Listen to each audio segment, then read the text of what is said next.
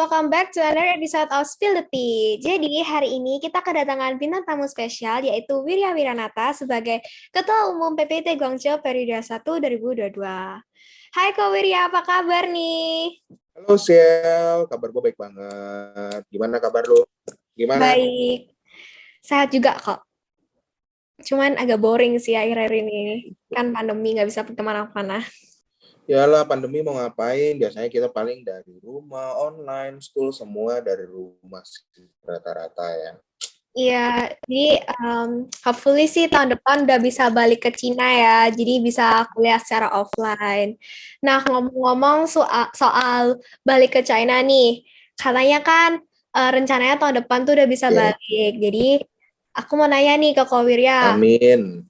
eh Kak Wirya sebelum berangkat ke China dulu tuh perlu apa aja sih yang harus disiapin? Terus kayak kita perlu berapa lama gitu siapinnya? Kayak visa, akomodasi, terus kayak bank account, terus phone network-nya di China itu gimana? Oke, sebenarnya gini, kalau persiapan kita sebelum ke Cina siapin apa sih?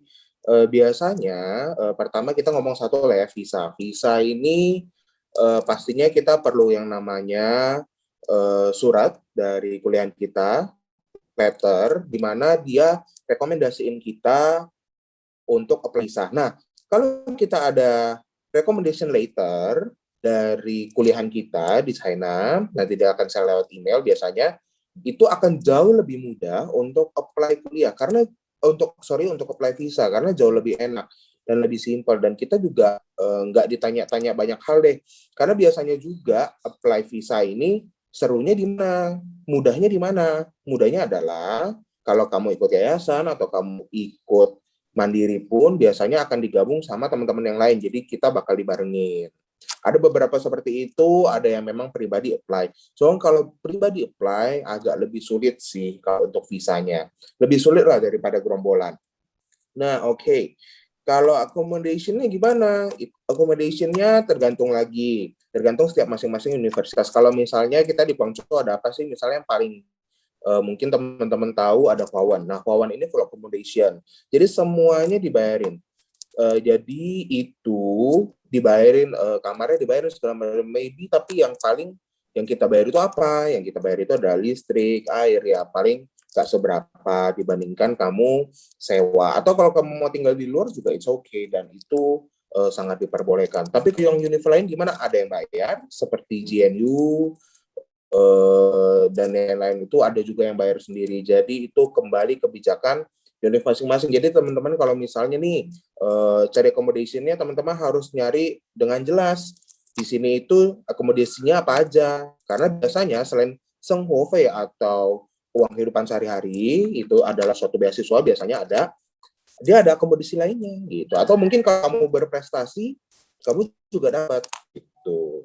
Nah, kalau apalagi nih, bank account kali ya. Benar. Bank account ini menariknya gini, teman-teman, kalau kita nggak ngomong merek lain, tapi ada beberapa eh, bank bank China yang buka di Indonesia, itu kita bisa tariknya pakai kartu itu. Jadi kita ambil rupiah, nanti kita di Cinanya ngambilnya RMB. Nah, kursnya ikut rate dari mereka. Bisa kayak gitu. Misalnya teman-teman tanya, aduh orang tua aku kirimnya gimana ya? Pakai itu aja, oke. Tapi kalau di Cinanya, kita kan pasti tuh teman-teman kalau sampai Cina pasti pengen belajar Taobao, Alibaba, habis itu banyak banget JDID. Nah, itu gimana caranya? Itu teman-teman harus dapat eh, visa X1 X2 atau visa-visa yang mengenai siswa yang misalnya sekitar 6 bulan sampai 1 tahun tinggalnya, baru bisa apply. Nah, setelah kalian apply paling 1-2 hari sih udah kelar. Mungkin 1 hari juga udah kelar. Tapi tergantung lagi banknya, ada bank yang mudah kasih kita karena kan kita hitungnya orang Huawei atau orang luar negeri, jadi lebih sedikit sulit. Cuman simpelnya biasanya kita cuma bawa paspor, kasih tunjukin visa, kelar jadi. Nah, gitu aja. Habis itu, apalagi nih Sial, kira-kira Sial? Itu sih aku mau nanya kayak berarti kalau misalnya kita mau buat bank account di China, kita harus kayak stay di sana dulu berapa bulan atau berapa tahun gitu ya? Yes, betul banget. Karena kita nanti di visanya, pakai visa, nanti kita ada visa, lewat visa itu baru kita dikasih. Karena itu dia penjamin lah kasarnya. Gitu, I see, I see.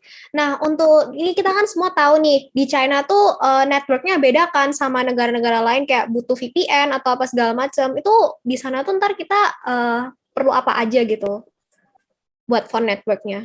Oke, VPN gini, ada beberapa kota, kalau ada beberapa kota yang nggak usah VPN tapi WhatsApp-nya bisa. Ini untuk WhatsApp, misalnya kita ngechat WhatsApp, gitu ya. Tapi ya kita ngomonglah Instagram, YouTube, habis itu aplikasi-aplikasi lain itu rata-rata pasti di blok.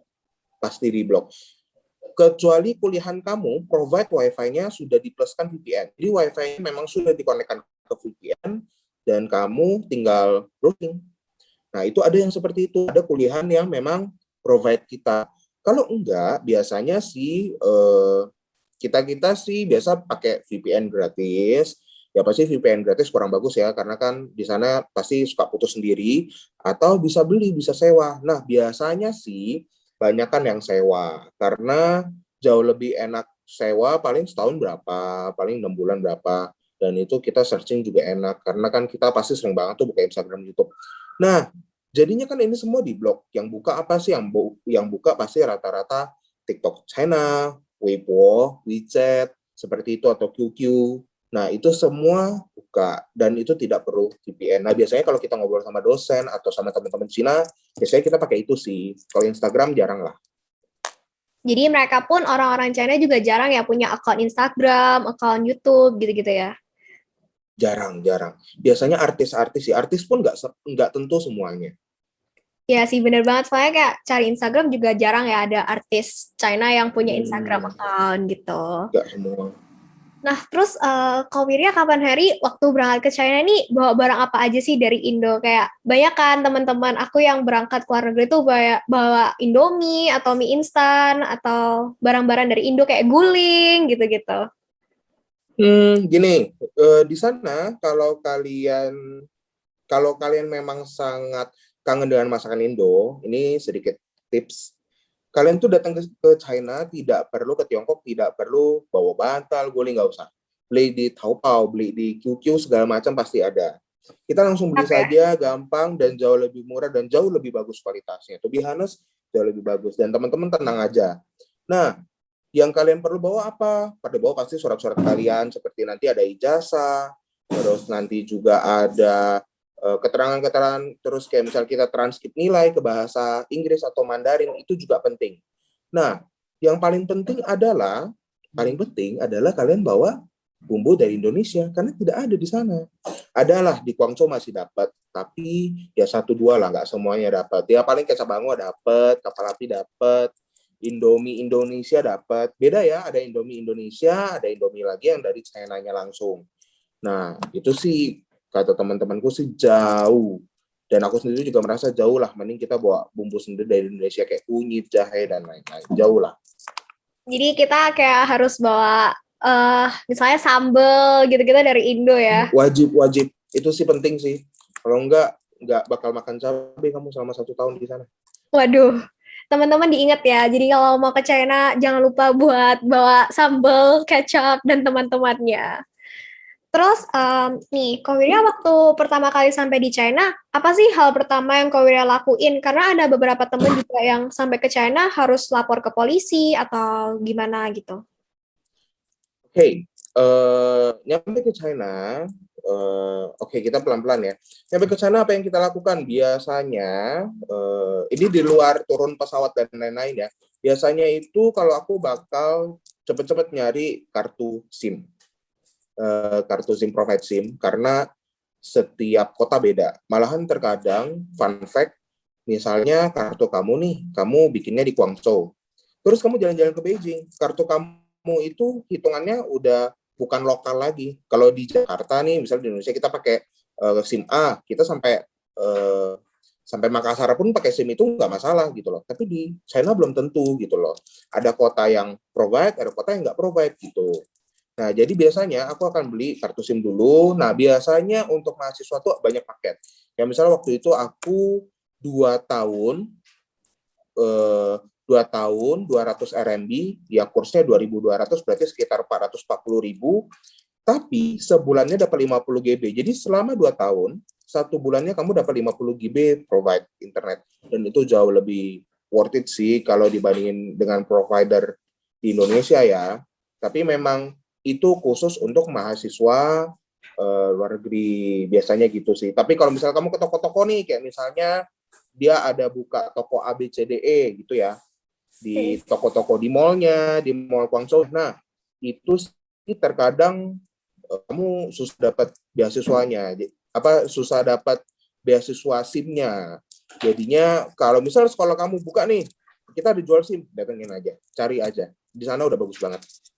Jadi kalau mau beli SIM card apa segala macam langsung dari universitasnya aja ya biar bisa dapat harga murahnya gitu yang harga paket gitu ya. Jauh, bener banget sih, bener banget. Oke. Jadi terus selain cari SIM nih, Korea apa aja sih selanjutnya yang dilakuin? Jadi SIM, kalau kami sih waktu itu belum ditentuin teman kamarnya, jadi kami pastinya ya simpel-simpelnya tentuin teman kamar sendiri, terus beli barang sendiri seperti misalnya kita ngekos tapi kita juga bisa beli kulkas, beli peralatan, ABCDE, kita pasti beli di sana semua. Kamu kurang apa belinya di sana, karena kan kita biasanya sih kuliahan ada yang memang buka dapur, ada yang kuliahannya nggak ada dapur. Nah kalau kuliahannya ada dapur, kamu wajib beli pen, belum lagi beli sutil dan lain-lain, itu beli sendiri. Cuma biasanya kulkas sih isemas sih, karena kita suka minum dingin. Jadi kulkasnya Pasti ya. ditaruh di kamar gitu ya? Iya, bener banget. Kita taruh di kamar, terus tinggal minum dan santai. Oke. Nah kita udah lumayan lama nih ngobrol-ngobrolnya. Boleh dong share kayak tips apa yang harus yang Kewira punya supaya kita tuh persiapannya lebih mudah waktu berangkat ke China. Tips. Oke. Kalau misalnya kamu sekarang SMA,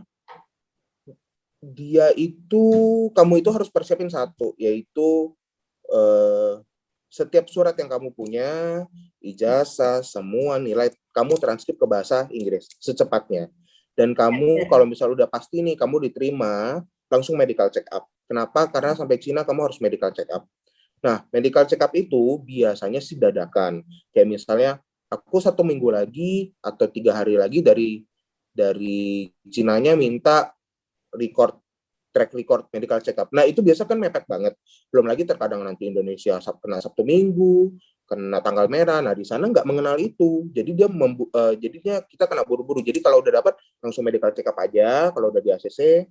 Habis itu kalau misalnya kamu ke daerah Fang, ke daerah selatan, kamu nggak usah khawatir untuk beli baju tebal, tapi jangan beli sweater karena biasanya Nanfang tidak ingin itu. Tapi kalau kamu ke Peifang atau utara, aku rekomen kalau kamu datangnya bulan Juni Juli, belinya di China aja, jauh lebih banyak yang bagus, lebih menarik. Tapi kalau kamu datangnya bulan Januari, beli sendiri dulu di Jakarta atau di kota-kota lainnya di Indonesia intinya. Karena ketika kamu turun pesawat itu langsung kena salju biasanya. Dan itu kadang sudah -10 dan kamu nggak punya sweater, itu benar-benar susah sih.